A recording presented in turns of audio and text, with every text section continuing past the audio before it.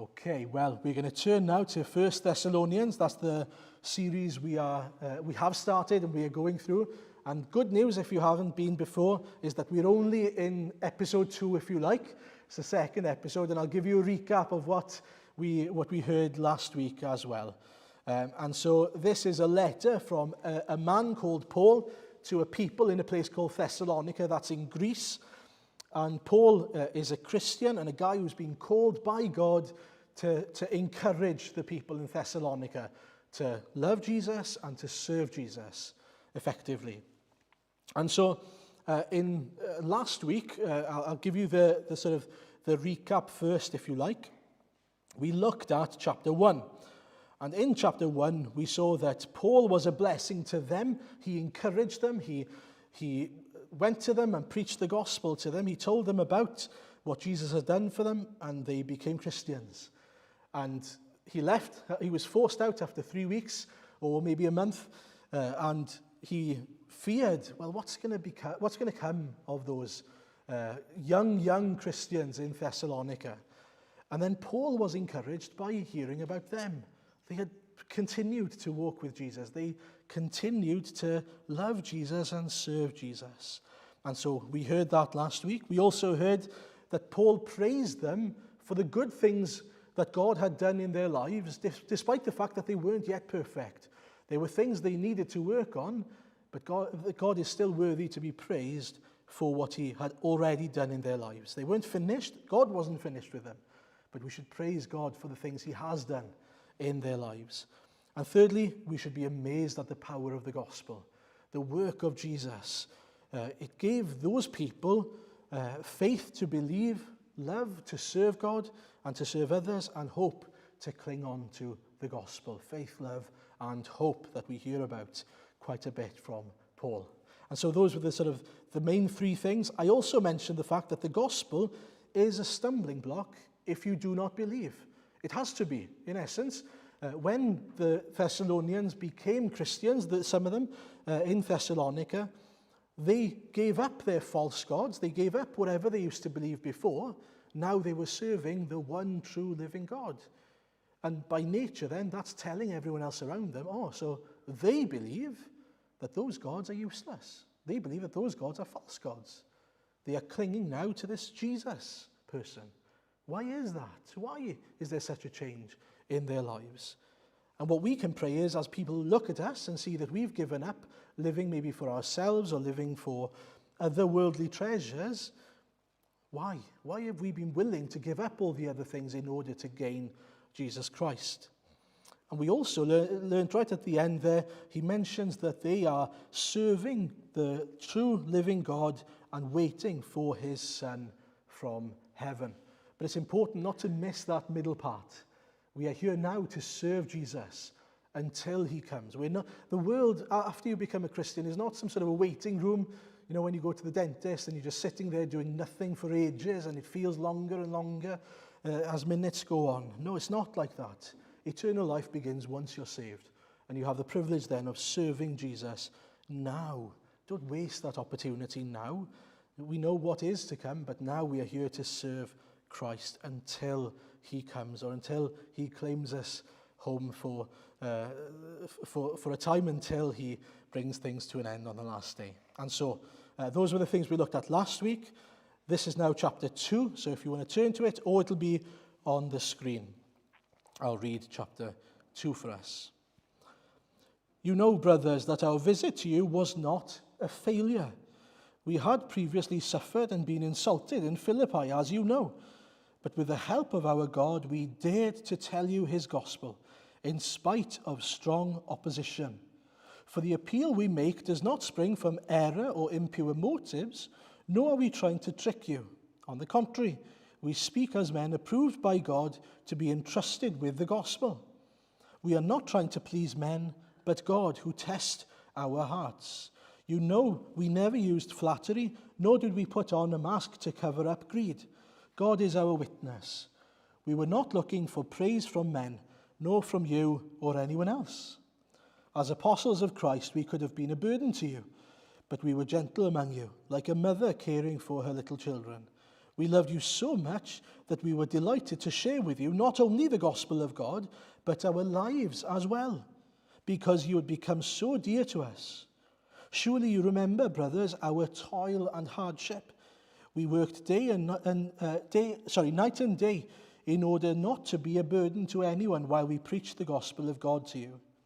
You are witnesses, and so is God, of how holy, righteous, and blameless we were among you who believed. For you know that we dealt with each of you as a father deals with his own children, encouraging, comforting, and urging you to live lives worthy of God, who calls you into his kingdom and glory.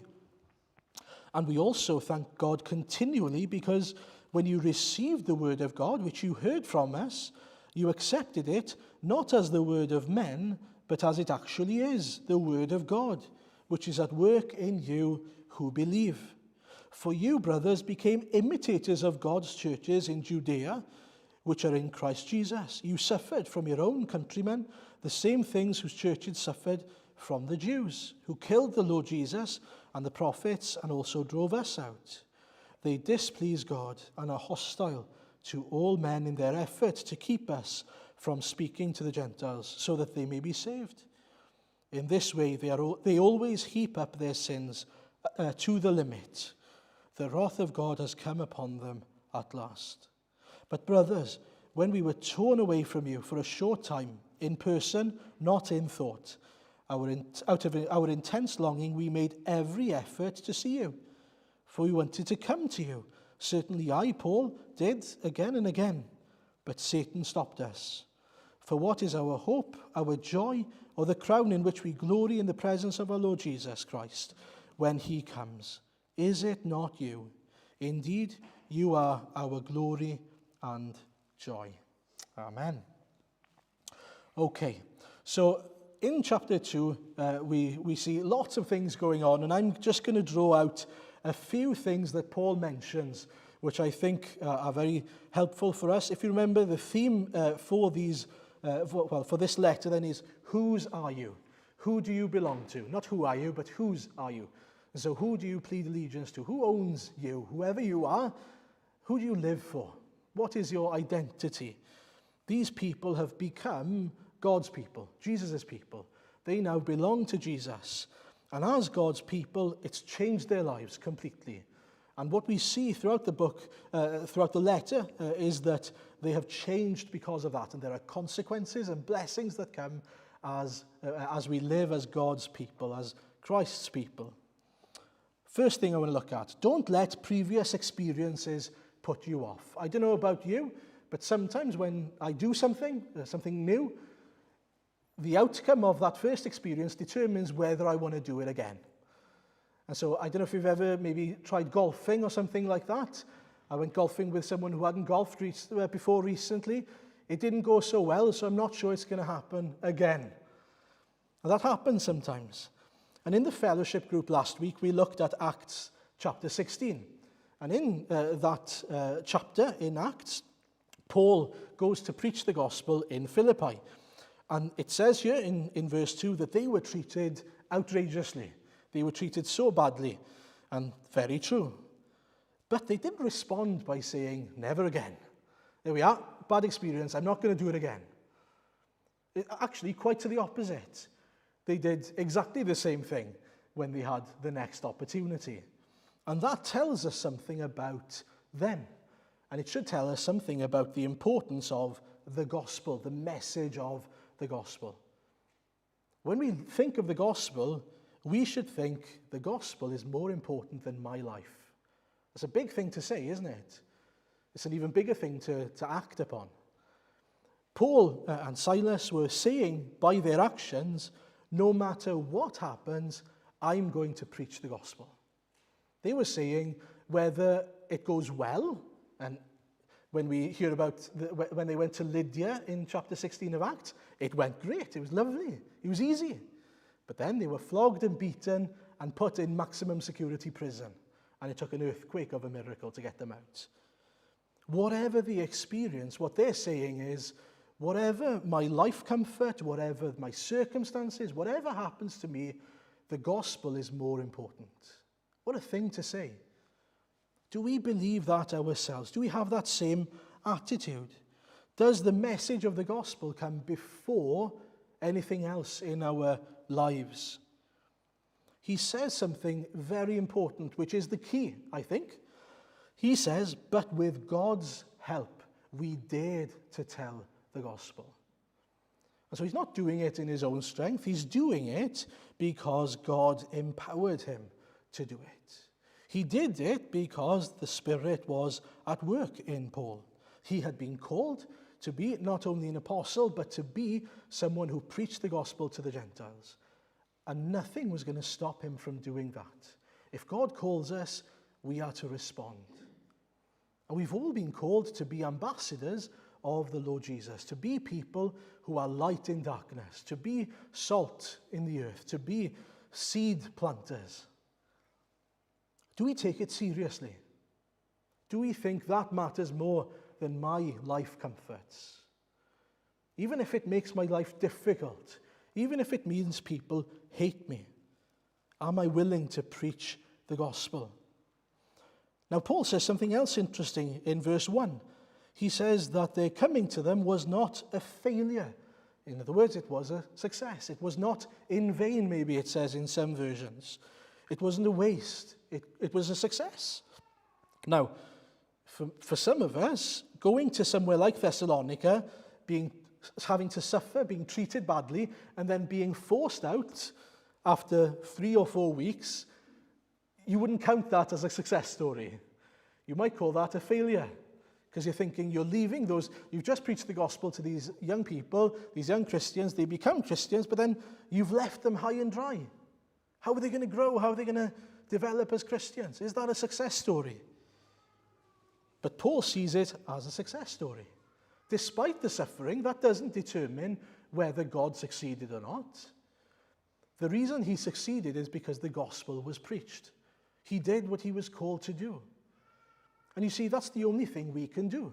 All we can do is do what God has called us to do, which is to preach the gospel, to preach Christ. Now, some people are going to respond positively to the gospel. Some people are definitely not going to respond positively to the news about Jesus. But it's never a failure if the gospel is preached. It's never a failure if the gospel is preached. But even more so than that, it was such a great success because people came to know Jesus. People came to be saved. And because they were saved, they were kept. They were kept not by Paul, but by Jesus. And that's an important distinction to make. Paul was taken away, and so he would have been worried about them. What's going to come of them? But again, we see him encouraging them and being encouraged by them because other people in chapter 1, if you remember, were speaking about them, were talking about how they had come to know Jesus and how they were living for Jesus now. And so what we see there is that we shouldn't let our experience of the gospel, especially if people treat us badly, maybe you've really been treated badly after preaching the gospel to someone, don't let that put you off. You know, as time goes on, I think there's even more of a temptation for us to say, but every time I preach the gospel, people just don't want to know. Isn't that the case? Because we get older and we probably hear more no's than we do yes. But the thing is, we are not called to make Christians of people. We are called to preach Christ to them. And then we pray, Lord, save them. Lord, open their eyes. Lord, show them what they need to do, how they need to be saved. And so that's where he comes in. We can only do our part, and even that part is done with God's help. Secondly then, preach the gospel for the right reasons. Now what Paul does here, clearly some people have attacked Paul. They've made accusations about Paul saying he's been preaching the gospel because he wants something back. He's trying to gain something. There are some people, aren't there, who try and sell you something because they want something back. They are looking for something for themselves. And now some people are claiming that that's what Paul has done. And Paul now goes to explain to them, not at all. I haven't done anything in preaching the gospel to you in order to gain something for myself. And now he lays out some really important principles for us. Whoever among us are Christians today, these are really important principles. Number one, the appeal of the gospel should come from pure motives. Make sure that your motives are pure, so that you can say, like Paul, I didn't do it to get something back. I don't want people's money. I don't want their time. I don't want to build an empire for myself. I want people to know Jesus. I want them to experience what I've experienced, which is forgiveness of sins, eternal life, knowing God, my Creator, as my shepherd, as my King. And the appeal, he says in the word, is from God and entrusted to us. And so the appeal that Paul makes is he's saying, it's not actually my message that I've tried to sort of put a spin on in order to get something back. He's saying, no, this is God's word, not mine. Don't think of this as my message. This is what God is saying to you. And that's important to remember. We preach the gospel with pure motives because it's not our message. It's God's message. Thirdly, the gospel is preached ultimately to please God, not men. And so when we preach the gospel, and this is an essential thing for us today, I think, to wrap our heads around, we shouldn't be thinking to ourselves, right, how can we maybe shape this message or adapt this message to make it sound more palatable for someone or to make it sound nicer? No, not at all. Because the message is to be preached for God's glory, ultimately.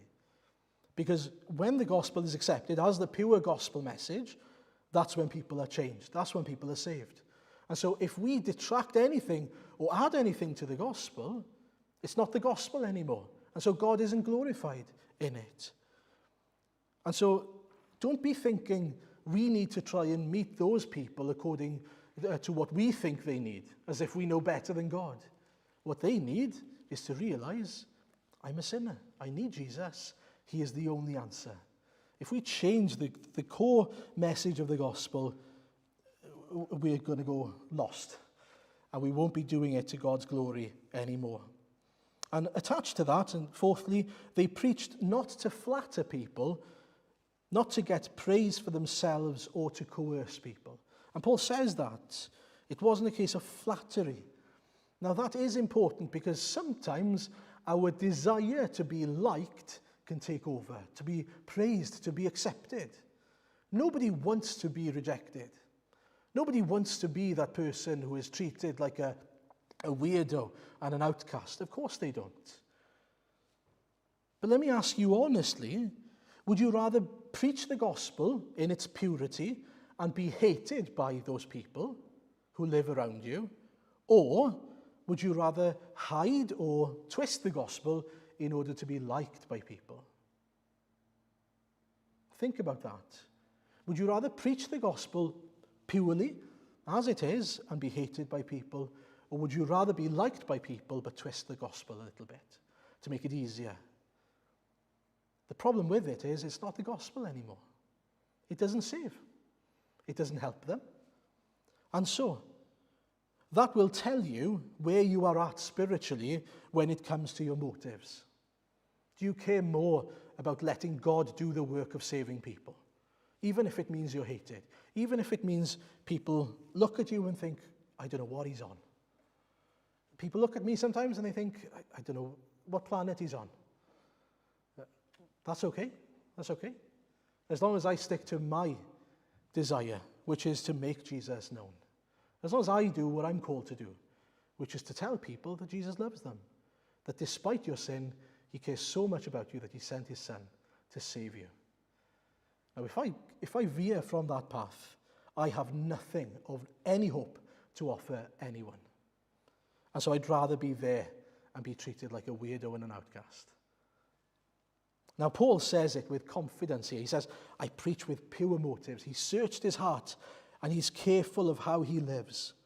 It's interesting as well, I just want to make some points here, that in his ministry, Paul would often not go on his own somewhere.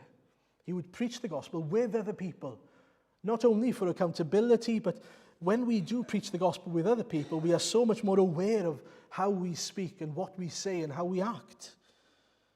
But he often does it so that he can say, well, he is a witness to the fact that I wasn't preaching the gospel for my own gain. And so when he went to Thessalonica with others, he went there and he worked. He built tents. They worked. They found their own money. They bought their own food because they wanted to be able to say, look, I'm not coming here to leech off you. I'm not coming here so that you have to supply the things that I need as if you owe me something. I'm here because I want you to realize that the only thing I care about is the gospel and you accepting the gospel. And that's why he points out in verse 8 and 9, we loved you so much that we were delighted to share with you not only the gospel of our God, but our lives as well, because you had become so dear to us. Surely you remember, brothers, our toil and hardship. We worked night and day in order not to be a burden to anyone while we preached the gospel of God to you. They didn't want to detract or be a burden to anyone. All they cared about is that they would realize Jesus is the answer. And I don't want anything to be a stumbling block to that. And I think that's a great example for us. When we preach the gospel, we do it with the intention of showing people, I don't want anything from you. All I care is that you come to realize how much Jesus loves you and what he offers you in the gospel. And so he makes a point, actually. We looked at one example in Acts 16. Lydia, when she becomes a Christian in Philippi, has to persuade Paul to come and stay with her. And she almost puts it as a conditional thing. She says, look, if you're saying, look, I'm a Christian, I've become a Christian, I'm inviting you to my home. If you really think I'm a Christian, come and stay with me. Or are you saying I'm not a Christian? Almost that kind of persuasion of coming and staying with her. That's in Acts 16 if you want to look it up. But the point is, he had no desire to get anything for himself. In fact, that the only thing he got back was the joy of seeing God using him to work in other people's hearts. And what a joy that is. I'll come back to that later on. The third thing I will look at then, we are to share the gospel and our lives with others. I don't know if you noticed that in the passage, but verse 8, I just read it. We loved you so much that we were delighted to share with you not only the gospel of God, but our lives as well, because you had become so dear to us. He cares about them so much that they lived among them. They wanted nothing back, but they wanted to care for these people. And from verse 7 or 8 to 12, he goes on to mention how he did this and how they did this. And so we're not only meant to share the gospel and to share that with pure motives, we are called to share our lives with people, to say, look, especially as young Christians, I'm here for you. How can I help you? How can I teach you? What kind of an example can I be to you? As someone who's been a Christian for perhaps a longer time than another person, Paul is saying, look, follow my example. I'm going to teach you what it means. And he uses a few terms in this passage, which are lovely. The first one is that he's like a nursing mother. He's not fearing using feminine terms here. He's like a nursing mother, giving milk to these little babies, little baby Christians who need to be nurtured and cared for, to guide them, to look after them. And then verse 11 and 12, Paul says that he was like a father to them, encouraging them, comforting them, urging them to live lives worthy of the gospel. And so if you're a mature Christian here this evening, look for opportunities to care for other people. How can you be a nursing mother or a spiritual father to someone else around you? To share with them your doctrine, to show them what it means to pray, to persevere, to repent, to humble yourself, to swallow your pride at times perhaps, and to live in obedience to the call of Christ. We are called to be an example, to imitate as well. And so the more mature Christians can be an example, but younger Christians, if you're a young Christian here, take the opportunity. You are within the family of God. You have the privilege now of being able to look at people, I guarantee you, who have been through what you are going through now. Whatever you're going through, you might feel like nobody else understands what you're going through, whatever challenges you might be going through as a Christian. I would pretty much assure you that someone here has been through what you've been through at some point in their lives. And that's a great thing about church. Do you know, when I was growing up in North Wales, I had a friend. His name was Dennis Young. He's still alive, but he is 60 years older than me or so. And so you can imagine now, I was 8, 9 years old, and my best friend in church was this 68-year-old man. Oh, it was wonderful. He is one of the most godly men I know. And the reason why I loved him so much, and we were great friends, is because he encouraged me, he taught me. He would come to me regularly and reminded me, I'm praying for you. I'm praying for you as you go to school. I'm praying for you to share about Jesus Christ with your friends. Keep going. Keep loving Jesus. Keep reading the Word. Sometimes he would give me a portion of Scripture just on a piece of paper and say, read this. I read this and I thought, oh, this would be great. A great encouragement for you, Aaron. And then he would encourage me to come with him when he would do open air services in Carnarvon. And he would go out with the first one I've ever seen, going out with a loudspeaker to the square in Carnarvon. And he would just share about Jesus in an amazing way, in a mild, caring, thankful, loving way. And he would think of modern ways, contemporary ways to get people thinking about Jesus and the gospel. I remember one of them was he was looking at an ATM, you know, a hole in the wall to get money. He was saying, I wonder if that's how you treat God. Does ATM stand for at the moment? He was a bit cheesy with his lines, I'm not going to lie, but he was catchy. Does ATM stand for at the moment? Because you want God at that moment. You want his blessings at that moment. So when things are going bad, you pray to him. But otherwise, you forget about him. It was great. I learned so much from him. He was a fantastic example to me. In many ways, he was the one who encouraged me to lead worship in those open-air meetings and things like that. And so he led me in many ways. God led me, but through him, to this point, most likely.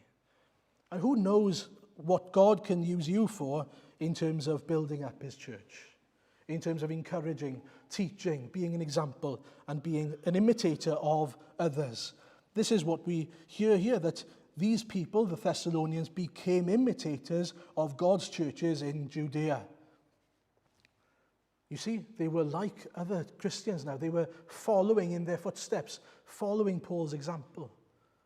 And it wasn't a nice example, it was suffering. Having to go through whatever they went through because they were standing firm in Christ. And so remember, we are here for each other as much as we are here also for Christ. When Christ returns, he will return not just for you as an individual, but for his bride, for his church. That's not you and lots of other yous, but us together, his people, his one church. And so we are here to support one another. Think of opportunities, pray for opportunities to serve, to be an example, to teach, to be the Paul to the Thessalonians, and then the Thessalonians to other Christians who might be younger than them. And fourthly, preach and accept the word which is from God.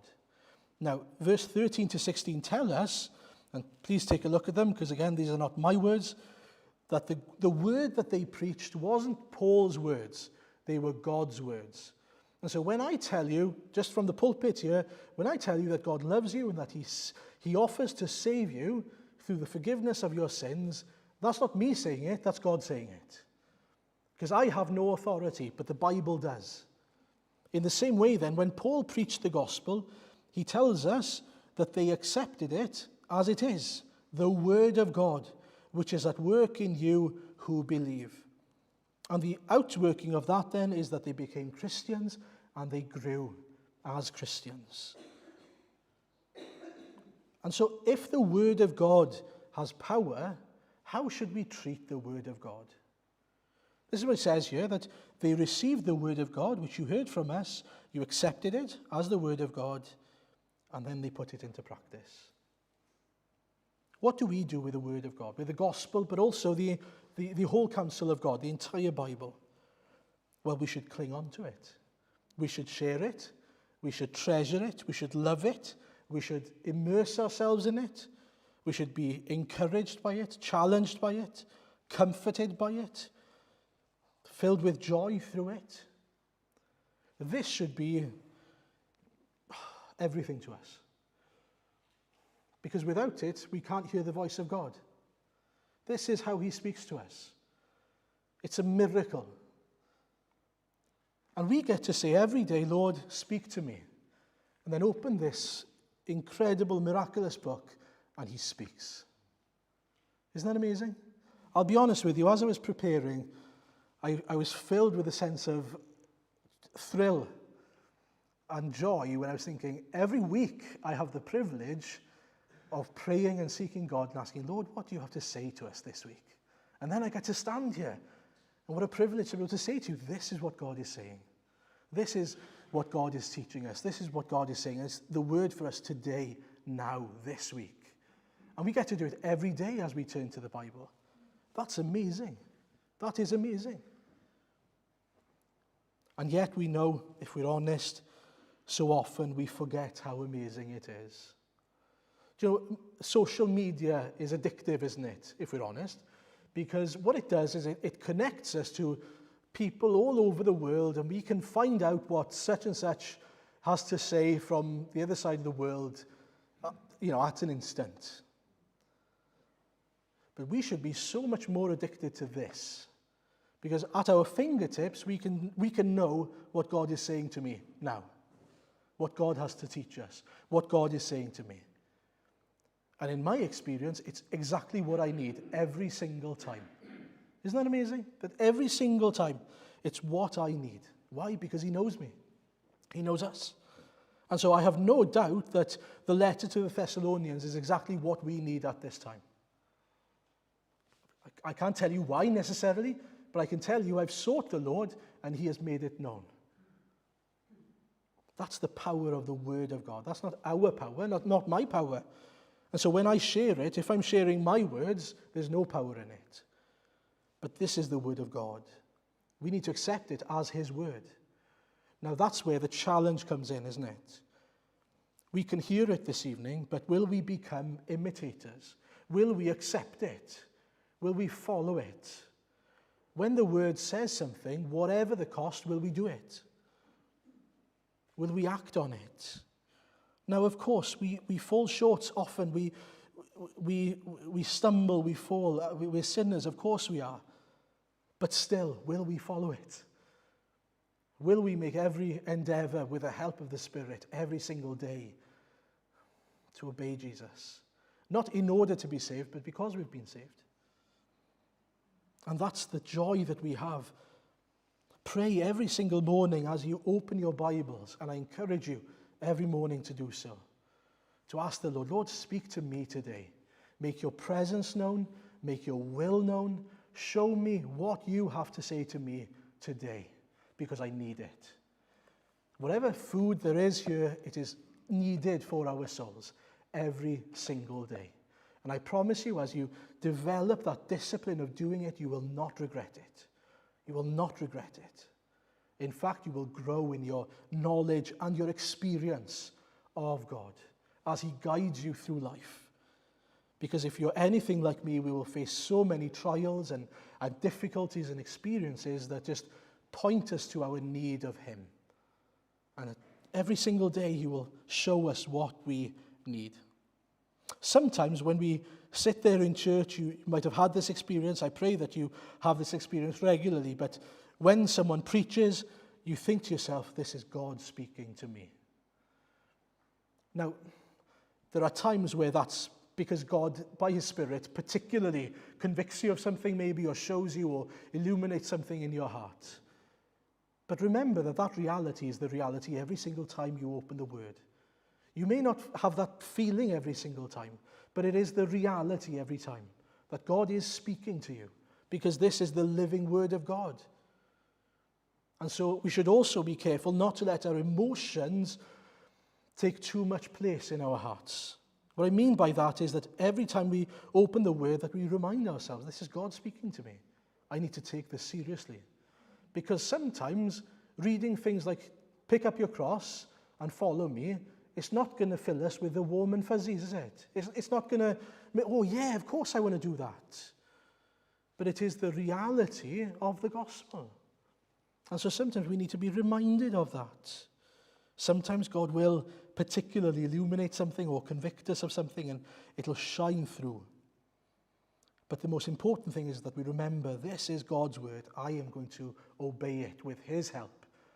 And sometimes I'm going to fall short, but when I do, I'm going to repent. And where am I going to go? Back to the word. Back to Jesus' feet. Back to his teaching every single time. Later on, we're going to sing a hymn where we sing, "Take my life and let it be consecrated, Lord, to thee." In other words, when we sing that, take note of the words that you say, because they are serious words. Because eventually it takes you through everything. Take my this, take my that, take my... And eventually there's nothing left. So what you're saying is, I surrender to you, Jesus. I want to live my life to serve you. And that's something we need to understand. If we're saying that seriously, mean it. Mean it. But remember that it doesn't depend on you. It depends on God's help by his Spirit. And just a note as well, this is not on that particular point, but as we come to it in the passage, you'll notice there after this part about being imitators of God's churches, that they suffered. Paul does say there that we shouldn't worry about those people who are persecuting us, because God's wrath has come upon them. And so it's not our job to try and fight back or to fight against them. Not that we shouldn't stand up for what is right, of course, but the better translation of that verse is maybe to the utmost, or the utmost wrath has come upon them, rather than has come upon them at last. And what it means there is that they are heaping coals on themselves. They are making things worse for themselves. But God has them under his authority. Don't worry about what God will do with them. He will bring justice to them. But we can pray for them. We can pray for our enemies, that God might save them. I remember as a teenager in school, I was bullied quite badly at times for being, well, it was a double whammy, arguably a triple whammy, but a double whammy mainly because I was a Christian and I was a pastor's son, which, you know, it really opens things up for bullying. I was also slightly overweight, so triple whammy in many ways. And so people, you know, took the opportunity. They bullied me. Now, at the time, my dad used to tell me, pray for them, which really would annoy me and make me angry. Oh, I was so mad. If I'm honest with you, I might as well be honest. It made me so angry because I thought, why should I pray for them when they're being so nasty to me? But my father reminded me that I have no idea what they are going through, but I do know one thing. He would ask me, what's their greatest need? Jesus. And so, as Jesus has met my greatest need, which is to be saved, what could I possibly pray for them which would be best for them?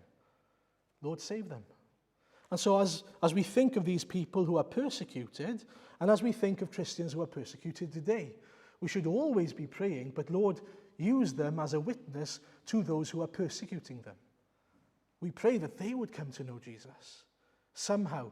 If not, we know that God's judgment will come upon them. It's clear here his wrath will come upon them. They'll face it at the last day. But our greatest desire is for people to be saved and to be shown mercy, just like we have been shown mercy.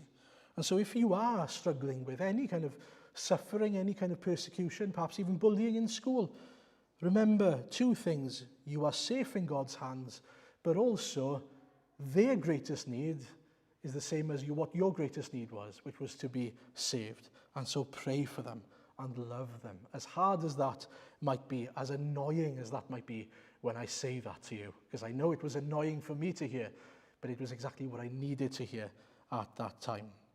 And just to finish, I want to point out two things. One, Paul is aware of the enemy and the work of the enemy.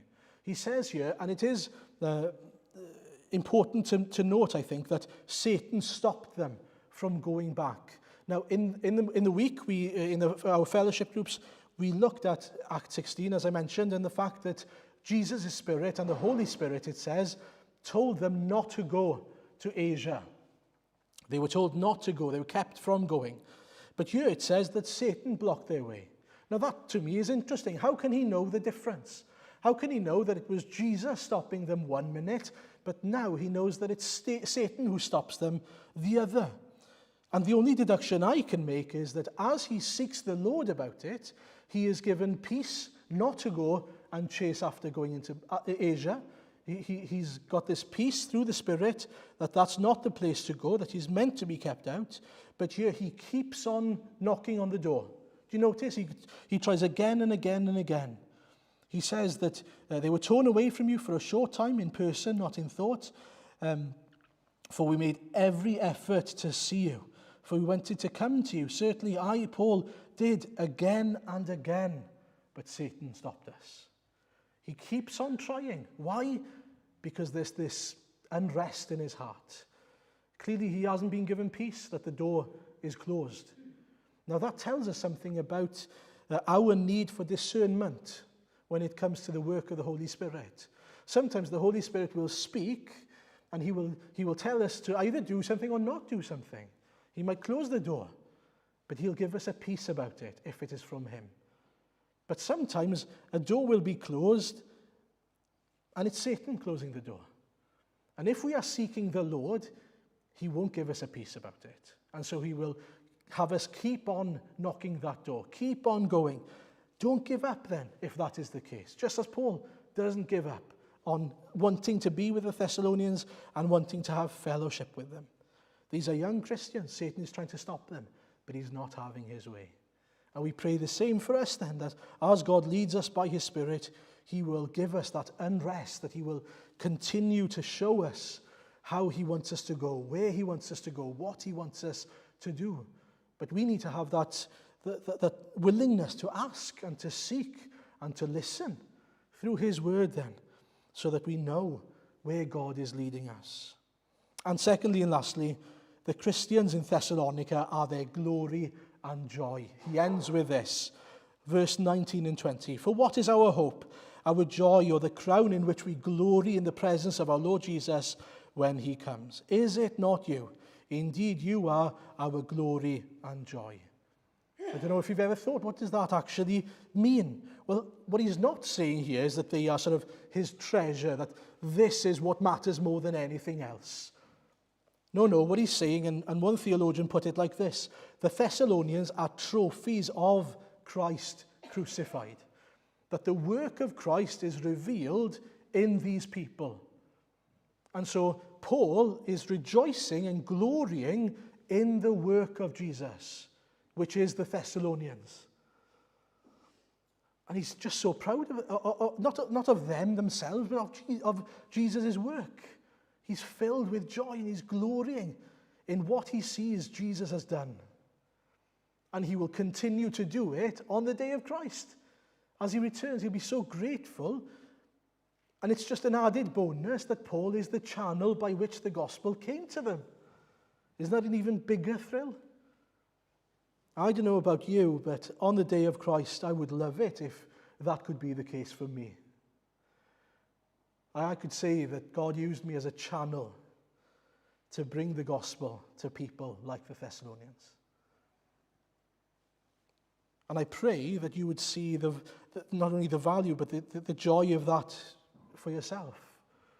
That there's not many more important things you could invest in than making the gospel known. Being a vessel to the glory of God. So that you can say, these are my joy, and I glory in them. Not because of them, and not because you've done anything, but because God has used you to be a channel, to reach these people, to show the work of Christ. Now, there's not many greater things than that, and it's an open door policy, that you can go and preach the gospel to anyone you want. Take the opportunity. Pray for strength, help, boldness, courage, whatever you feel you lack. Pray for the Spirit to guide you. Pray for him to use you.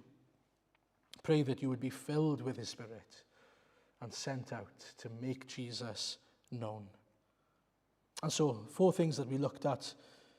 Don't let past experiences put you off. Whatever your experiences of preaching the gospel before, remember, it doesn't matter whether it was good or whether it was bad. The gospel is more important than however you were treated. Whatever happens next, the gospel has power to change lives, and that's why we're here. Secondly, preach the gospel with pure motives and with God's help. You won't do it in your own strength, you will do it by his strength. But preach the gospel with pure motives. Not to get anything back, but simply because you want people to know Jesus, to know his love.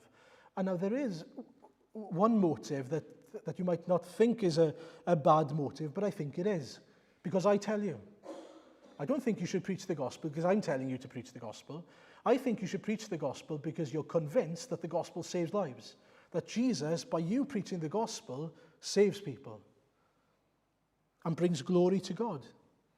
And so it shouldn't even be because I'm telling you, because you feel bad all of a sudden, because I'm telling you. But if it is God convicting you, great.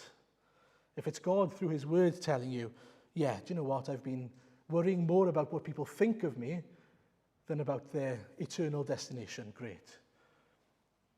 Thirdly, share not only the gospel, but your lives with others. Think of how we can do that practically, that we live with people, we show them the example of Christ, we live among them both as non-Christians, but especially as young Christians, that we are examples to each other, that we build each other up. And fourthly, rely on the power of God's word as we preach. It's his word, not ours, but also let the word of God do its work in your life. Remember, it's not my word, it's not your word, it's God's word. Trust in it, immerse yourself in it. Let the power of God do its work for his glory. Amen.